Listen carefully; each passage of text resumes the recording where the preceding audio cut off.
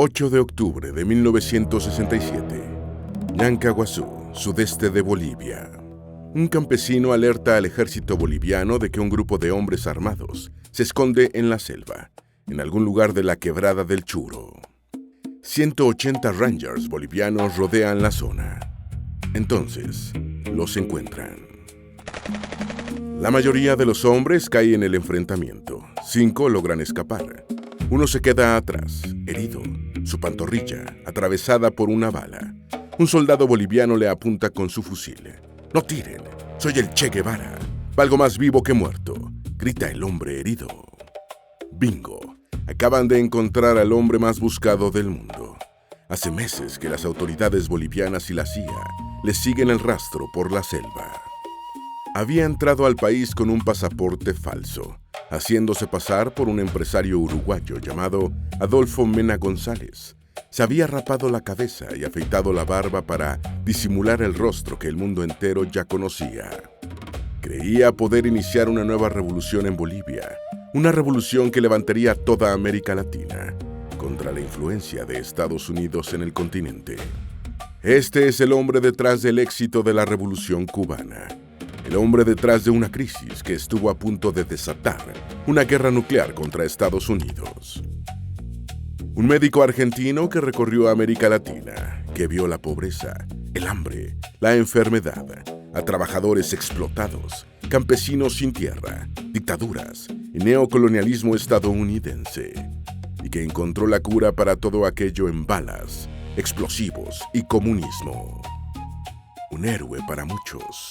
Un monstruo para muchos otros. Un hombre cuyo rostro se convirtió en un ícono, cuya falta de miedo a morir por aquello en lo que creía, lo convirtió en uno de los símbolos más poderosos del siglo XX, símbolo de la rebelión frente a la injusticia. Lo llevan a una pequeña escuela rural. El presidente de Bolivia ordena su ejecución. La CIA asesora sobre cómo hacerlo. Esta es la historia de Che Guevara, del hombre, del mito y de las contradicciones que lo hicieron inmortal. Nacido en Argentina, en una familia acomodada de origen hispano-vasco e irlandés, Ernesto Che Guevara crece rodeado de intelectuales, debates políticos y libros que alimentan su curiosidad por el mundo. Todo a su alrededor parece empujarlo hacia un futuro ya escrito. Su familia lo envía a la universidad.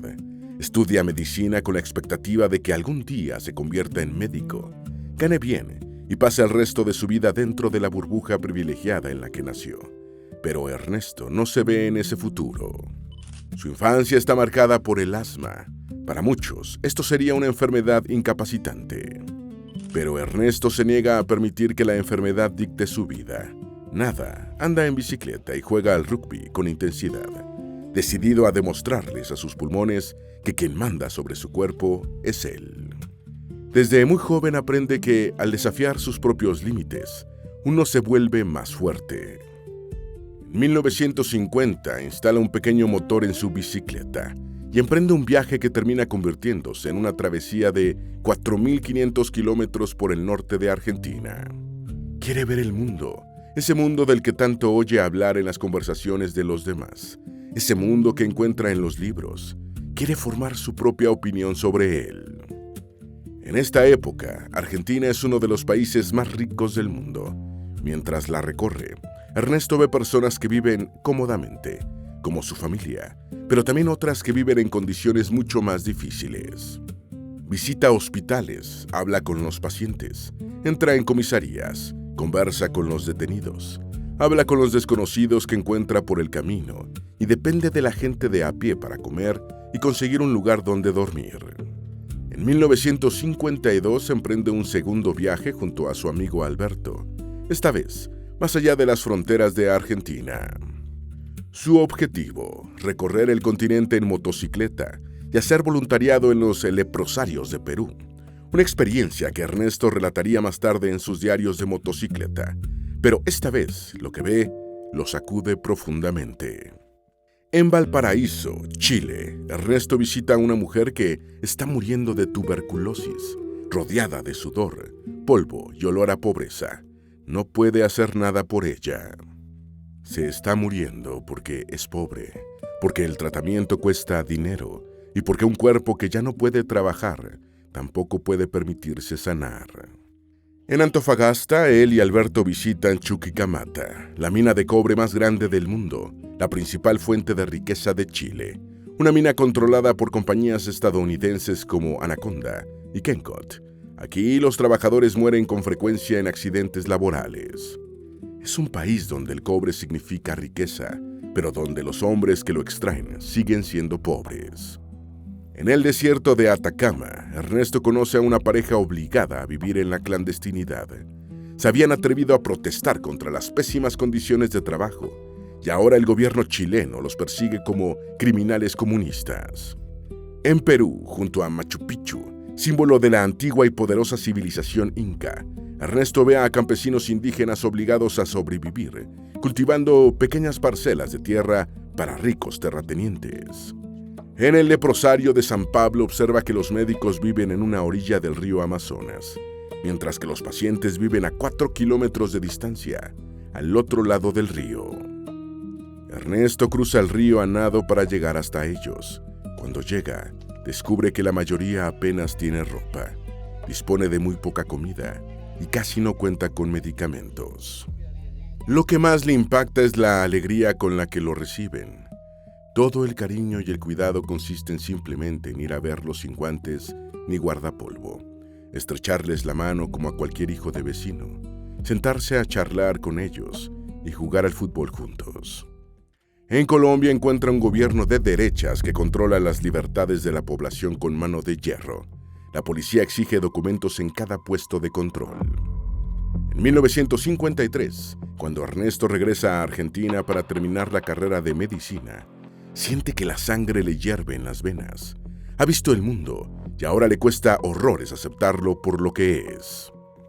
Empieza a ver a América Latina no como un conjunto de países separados, sino como un único continente, herido, atormentado por los mismos problemas. Empresas extranjeras que controlan sus recursos, grandes terratenientes que controlan sus tierras, gente de a pie obligada a vivir en la miseria, y los más vulnerables, niños, ancianos y enfermos, abandonados a su suerte, mientras la brutalidad policial está al servicio del sistema para garantizar que todo siga exactamente como está. Poco después de obtener su título de médico, se marcha de nuevo.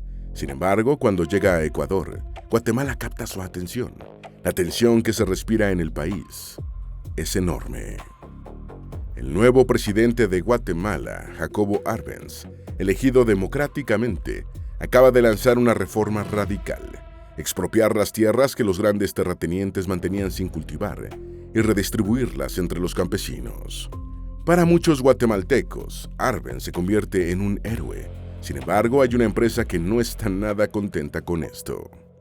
Esa empresa es la United Fruit, una compañía estadounidense y el mayor productor de bananas del mundo. Posee millones de hectáreas de tierra en toda Centroamérica y el Caribe. A lo largo de las décadas, en estos países, ha construido almacenes, ferrocarriles y puertos para exportar sus productos al exterior con mayor facilidad. Ha comprado competidores, ha comprado políticos y se ha vuelto tan poderosa que la gente la llama el pulpo. El pulpo, en lugar de operar como una simple empresa dentro de una economía, termina convirtiéndose en la propia economía de estos países. De hecho, llega a ser tan importante que sus gobiernos pasan a segundo plano. Estas son las repúblicas bananeras, países formalmente independientes, dependientes de una empresa extranjera. Solo en Guatemala, la United Fruit controla el 40% de las tierras cultivables del país, unos 2.200 kilómetros cuadrados. Cuando Arbenz expropia el 40% de las tierras de la United Fruit y las redistribuye entre los campesinos, la compañía presiona a Washington, acusando al gobierno guatemalteco de impulsar reformas comunistas. Poco después, el coronel Carlos Castillo Armas invade Guatemala desde Honduras y derroca a Arbenz mediante un golpe de Estado. Detrás de esto, la operación secreta PV Success de la CIA. Las reformas agrarias son anuladas, United Fruit recupera sus tierras y Guatemala cae en una dictadura violenta. Para Ernesto, esta tragedia se convierte en una confirmación.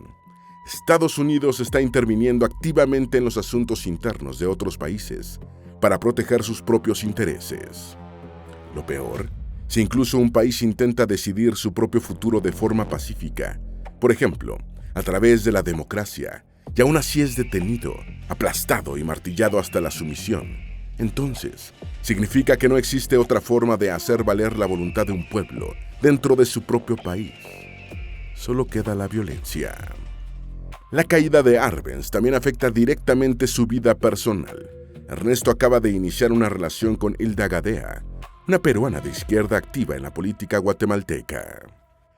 A través de ella, entra en contacto con varios dirigentes y militantes de la izquierda guatemalteca.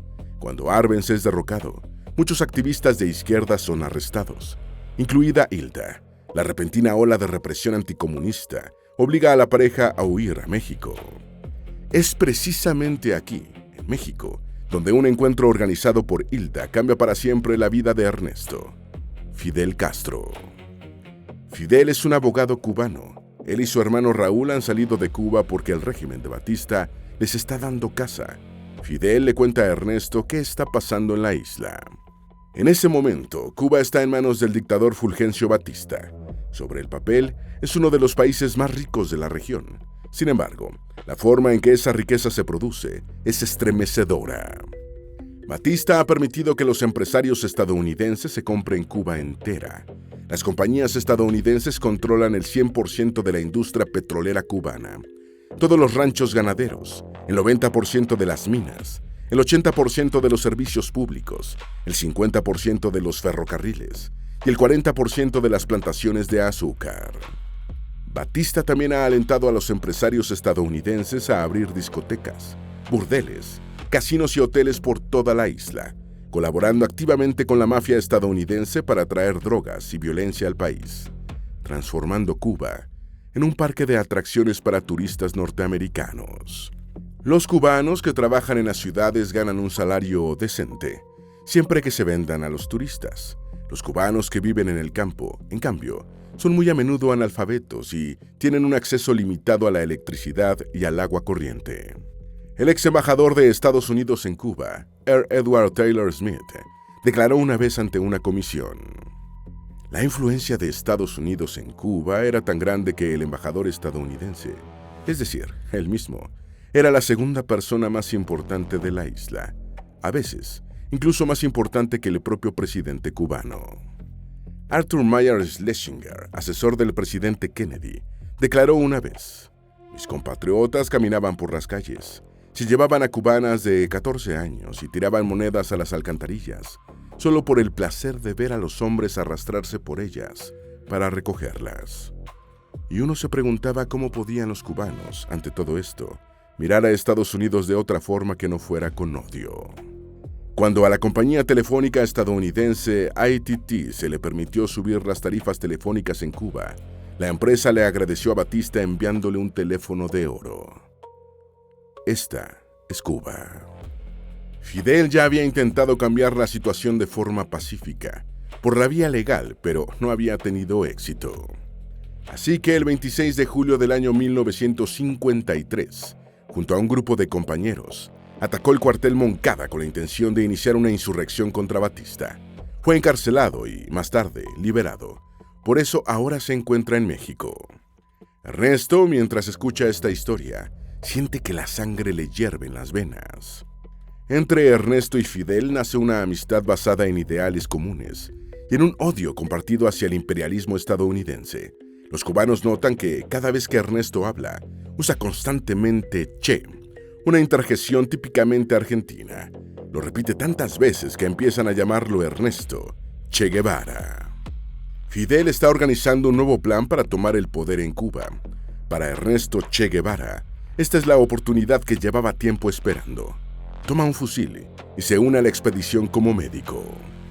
Uno de los desenlaces más improbables de la historia moderna está a punto de ocurrir: la Revolución Cubana. 25 de noviembre del año 1956, 2 de la madrugada, Tuxpan, México. 82 hombres, liderados por Fidel Castro, se embarcan en un yate. Después de 7 días en el mar, desembarcan en Playa Las Coloradas, en territorio enemigo, Cuba. El ejército de Batista los está esperando. Estalla un tiroteo. La mayoría de los hombres de Fidel cae o se dispersa. Ernesto Che Guevara, mientras corre, deja caer su botiquín médico y recoge la caja de municiones de un compañero caído.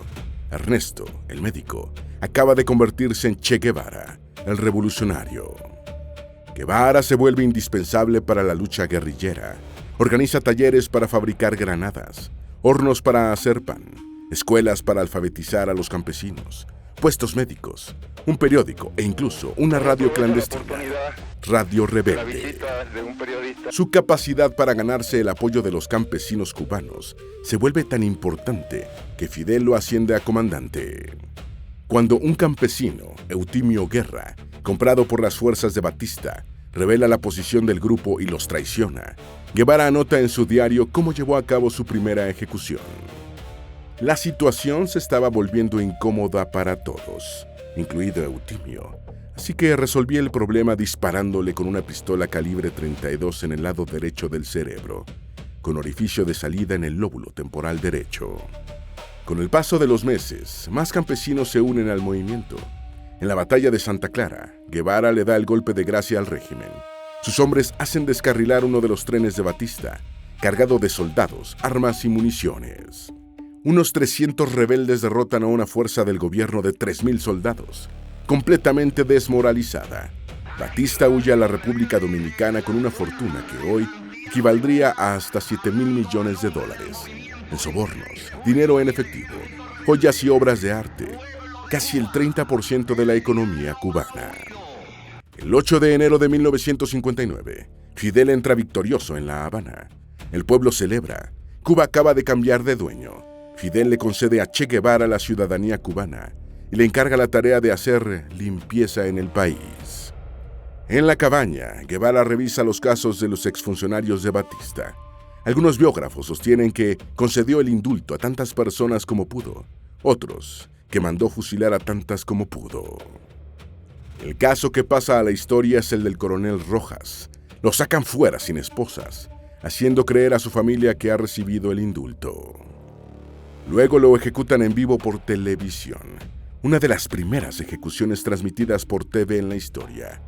Rojas es una de las 100 personas ejecutadas por orden de Guevara. Según una famosa anécdota cubana, durante una reunión Fidel habría preguntado: «¿Tenemos aquí a un verdadero economista?». Guevara levantó la mano de inmediato. Fidel le asignó el cargo.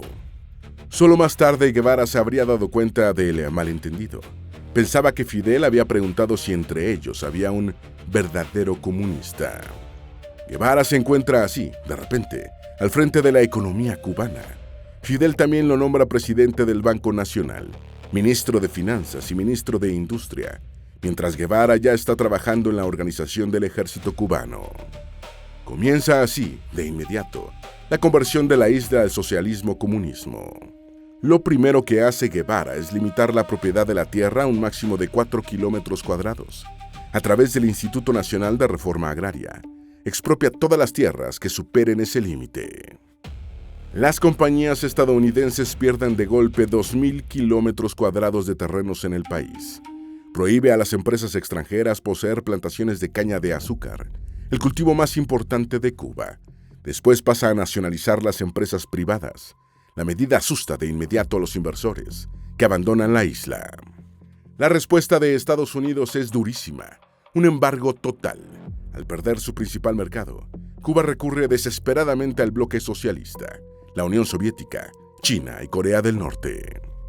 Empieza a intercambiar azúcar por maquinaria industrial y sustituye su dependencia de Estados Unidos por nuevas dependencias, todas muy lejanas. Como presidente del Banco Nacional, Guevara tiene que firmar los billetes cubanos. El problema es que Guevara es un verdadero comunista. El dinero le irrita, así que en lugar de firmarlos con su nombre completo, los firma simplemente Che. En el lado de los logros, Che Guevara lanza la campaña de alfabetización más exitosa de la historia. En 1961, Cuba envía 250.000 adolescentes estudiantes y maestros al campo para enseñar a los campesinos a leer y a escribir. En el campo cubano, solo entre el 40 y 50% de los campesinos sabe leer y escribir. En apenas un año, la tasa de alfabetización de Cuba sube al 96%, convirtiendo de golpe a la isla en uno de los países más alfabetizados del mundo. Guevara se presenta también en la Universidad de Las Villas, frecuentada sobre todo por cubanos blancos de clase media, y declara que, a partir de ese momento, la universidad también tendrá que pintarse de negro, de mulato, de obrero y de campesino, que tendrá que abrirse a todos, sin importar el origen y el color de piel de sus estudiantes. De lo contrario, dice, será él mismo quien derribará sus puertas y la pintará de esa manera. Para industrializar Cuba, Guevara elabora un plan cuatrienal.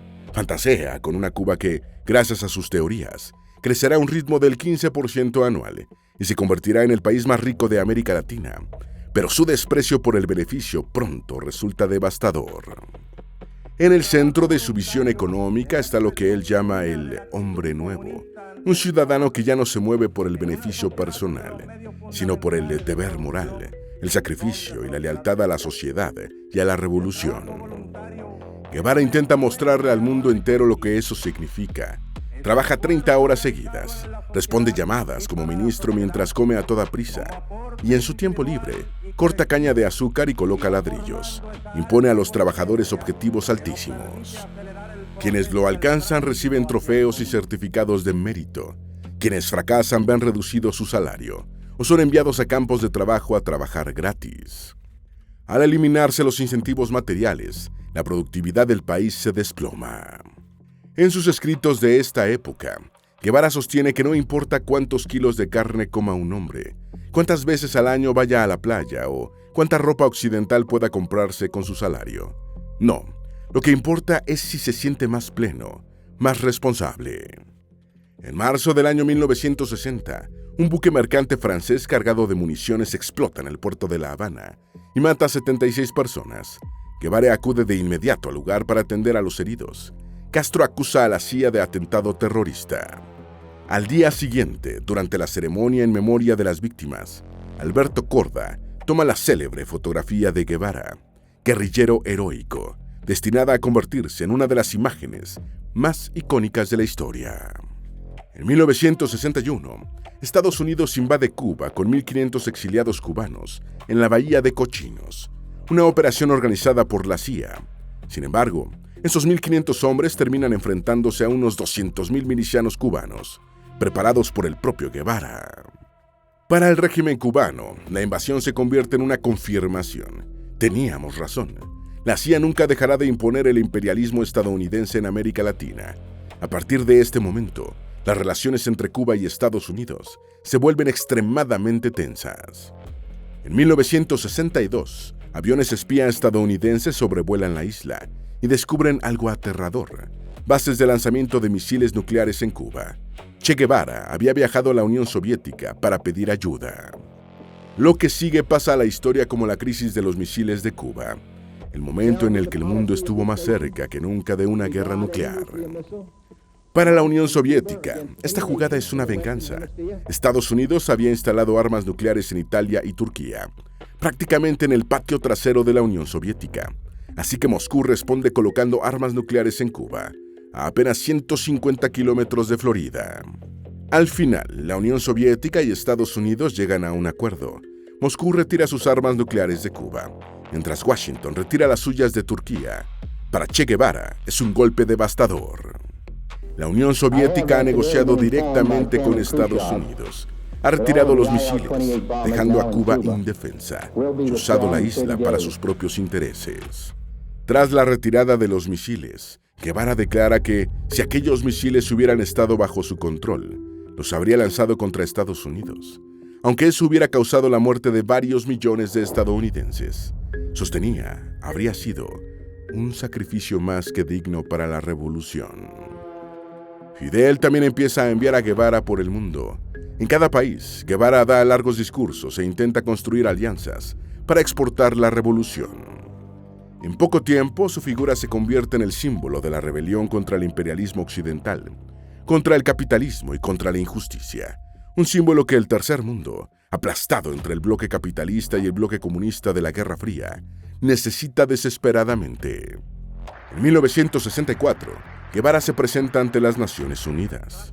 Frente al mundo, acusa a Estados Unidos de ser una falsa democracia, un país que habla mucho de libertad, mientras apoya dictaduras, invasiones y golpes de Estado cada vez que sus intereses están en juego.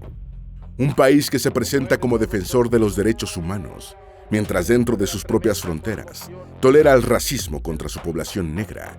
Para Guevara, Estados Unidos no es el símbolo de la libertad, sino el centro del sistema que explota al mundo.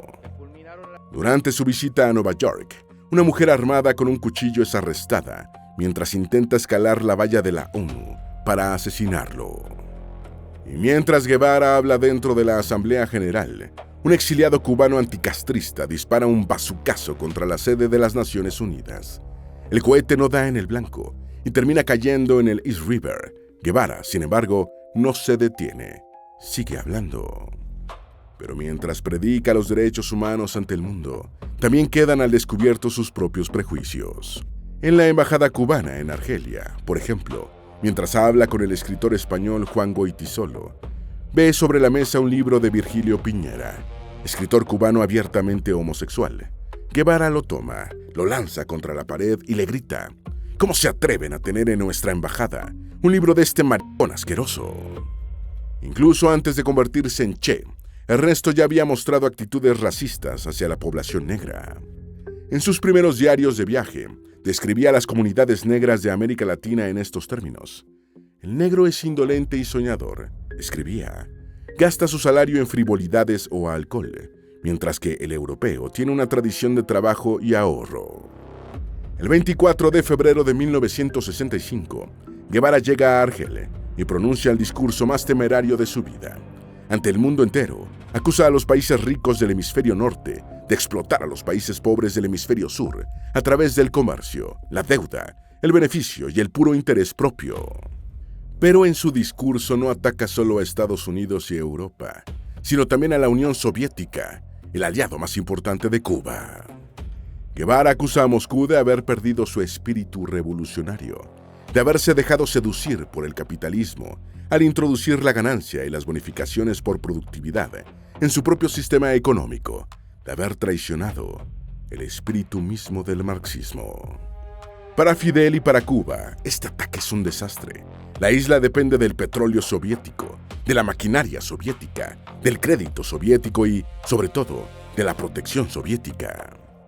Guevara acaba de humillar públicamente a la única superpotencia que mantiene viva a Cuba. Cuando vuelve a Cuba y se reúne con Fidel a puerta cerrada, Fidel lo destroza con una reprimenda de 40 horas.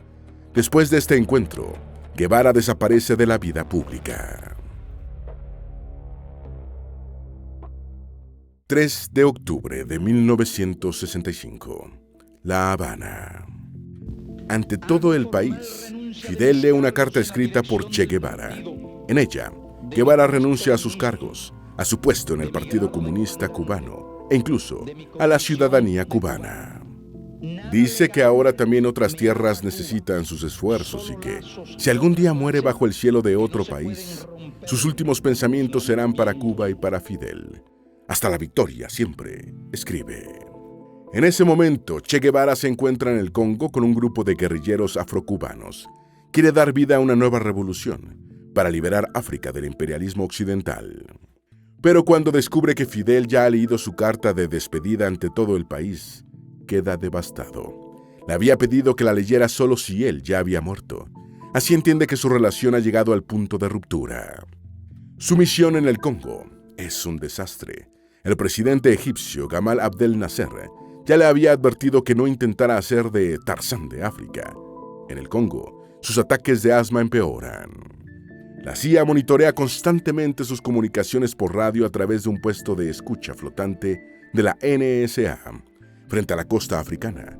Al final, Guevara abandona África declarando que no podía salvar a los congoleños, un pueblo que, según él, ni siquiera quería salvarse a sí mismo. Después de volver en secreto a Cuba para ver a Fidel y a su segunda esposa por última vez, Guevara parte hacia Bolivia. Su objetivo, iniciar una nueva revolución para liberar a América Latina del imperialismo estadounidense. Inspirado por los problemas que Vietnam le está dando a Estados Unidos en ese momento, declara que quiere crear 2, 3, muchos Vietnam, por todo el mundo, para desgastar a Estados Unidos hasta llevarlo al agotamiento. En Bolivia se une a un pequeño grupo de guerrilleros bolivianos y cubanos. Espera recibir el apoyo del Partido Comunista Boliviano, pero ese apoyo nunca llega. En las selvas de Ñancahuazú, la misión se convierte en una tragedia. A sus compañeros, los insectos los devoran vivos y el hambre empieza a volverlos locos. Las radios no funcionan, pierden todo contacto con Cuba. Incluso comunicarse con la población local se convierte en un problema. Sus hombres han aprendido quechua, pero los habitantes de la zona hablan guaraní. Empujados por el hambre y por la necesidad desesperada de conseguir medicinas para mantener bajo control los ataques de asma de Guevara, los guerrilleros empiezan a asaltar pueblos y farmacias. Los locales, en lugar de unirse a ellos, los denuncian ante las autoridades. En vez de convertirse en la chispa de una nueva revolución continental, Bolivia se convierte en su trampa. Sus crisis de asma se vuelven tan violentas que, sin inhaladores, Guevara llega a tumbarse boca abajo sobre troncos. Los abraza con ambos brazos y aplasta el pecho contra la madera, intentando forzar la entrada y salida del aire de sus pulmones. Cuando finalmente es capturado y llevado a una escuela rural, Guevara parece un mendigo. Está herido, sucio, con la ropa hecha jirones y el pelo apelmazado de barro. A la maestra del lugar le dice que su escuela se cae a pedazos, mientras los ministros del gobierno van en Mercedes, incluso con las manos atadas y una pierna herida. Cuando un guardia, para burlarse de él, le arranca la pipa de la boca, Guevara lo tira al suelo y le escupe encima. Antes de la ejecución, Félix Rodríguez, agente de la CIA, exiliado cubano y veterano de la invasión de Bahía de Cochinos, pide que le tomen una última foto con él. Luego ordena al soldado encargado de ejecutarlo que no le dispare a Guevara en la cabeza, sino al cuerpo, para que parezca que ha muerto en combate. Frente a su ejecutor, Guevara pronuncia una frase que pasa a la historia. Póngase sereno y apunte bien. Va a matar a un hombre. El soldado le dispara primero a las piernas. En el suelo, Guevara se muerde la muñeca para no gritar de dolor. Tras varios disparos, está muerto. Su cuerpo es expuesto al público en el Valle Grande. Su aspecto sacude al mundo, con los ojos abiertos, la barba y el cuerpo tendido. Parece casi una figura de Cristo muerto, como en un cuadro. Le cortan las manos y las envían a Argentina para identificarlo a través de sus huellas dactilares. Luego, su cuerpo es arrojado a una fosa común. El lugar no se revela hasta 1995. Sus restos no se encuentran hasta 1997, revivando el mito del Che y desatando protestas en todo el mundo. En un informe de la CIA hecho público años después, Guevara fue descrito como un tipo bastante intelectual para ser latino. Después de su muerte, alrededor de su nombre empiezan a circular frases que se han vuelto leyenda. Es mejor morir de pie que vivir de rodillas. La vida de un solo hombre vale más que todas las riquezas del hombre más rico del mundo. Y también, si usted es capaz de temblar de indignación cada vez que se comete una injusticia en el mundo, somos compañeros. Hoy, gran parte de lo que el Che hizo se ha desdibujado en la memoria colectiva. Lo que sobrevivió es algo más simple, más limpio y más fácil de vender. La imagen romántica de un hombre que luchó contra la injusticia hasta el final de su vida. Su rostro aparece todavía en protestas de todo el mundo. Hoy puedes comprar sus camisetas, pósteres, tazas y pines. Guevara luchó contra el capitalismo durante toda su vida. Y hoy el capitalismo vende su revolución por apenas $9.99.